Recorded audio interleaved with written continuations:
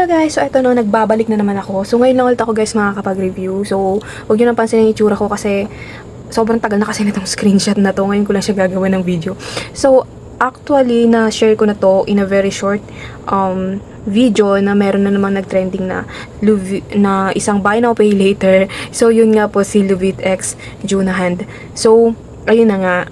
Eto guys, si Luvit X Junahand is under ni We Fund Lending Corporation. So para siyang, yung iba nababanggit nila as One Hand, pero Junahand kasi talaga yung pagkakasulat niya. So eto na nga. So eto siya is isang buy now pay later. So para siyang digital credit line, ganon. So pwede nyo siya guys gamitin sa mga online syempre, yung mga online shop, ayan, pwede.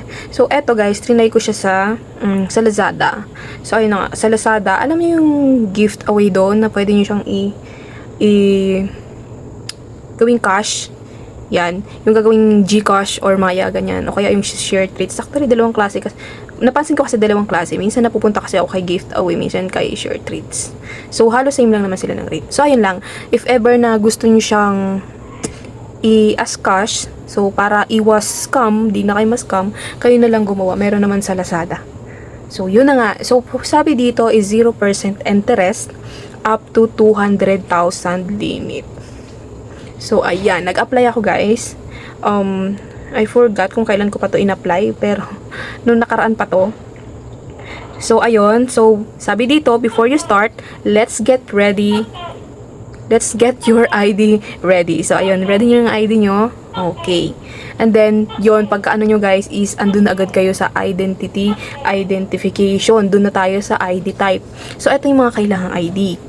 Yung UMID card, National ID, yung SSS card, passport, tsaka driver license. So, eto kasi sa lahat ng ID type na to guys, na sinabi is national ID lang ang meron ako.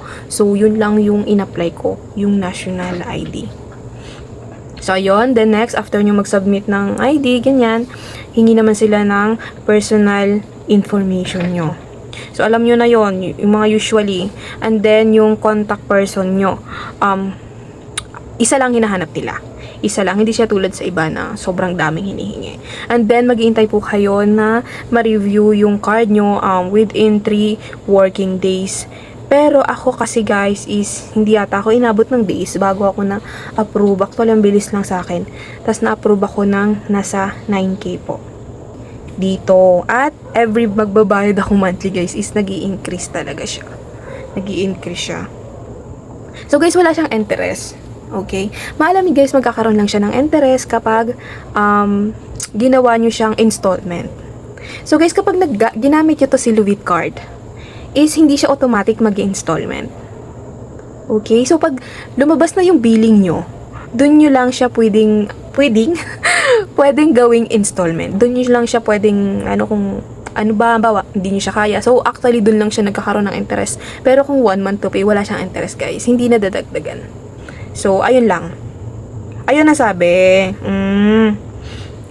You will have 10-day window between your bill date. So, ibig sabihin, magkakaroon kayo ng bill, like, bawa, sample sa akin is, lalabas yung bill ko is mga 11th. Tapos, ang due date ko is 20. Ayun. So, ganyan guys. So, doon nyo lang siya pwedeng split into installment. So, up to 6 months ay pwede. Okay. So, ayun lang. Ano pa ba ang gusto nyong malaman?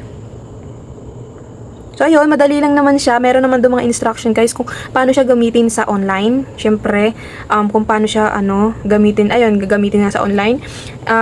Dito sa, sample natin, dito sa Lazada. Pag nasa Lazada kayo, pipiliin nyo lang na payment method is yung credit or yung debit card. And then, siyempre, ilalagay nyo lang dyan naman yung card number, yung expiry, yung CVV, tsaka yung name nyo on card. So, pwede nyo rin siyang isave. So, ganun lang siya, guys. Okay? So, ulitin ko sa mga nagtatanong kung pwede ba siyang gawing cash is pwede naman pero through buying share treats or gift away sa Lazada. So, yun lang guys, no? So, thank you. I hope. Medyo magulo ako mag-explain ngayon kasi nalilito ako eh. Hindi ko alam kung ano yung sasabihin ko. So, yun lang. Bye!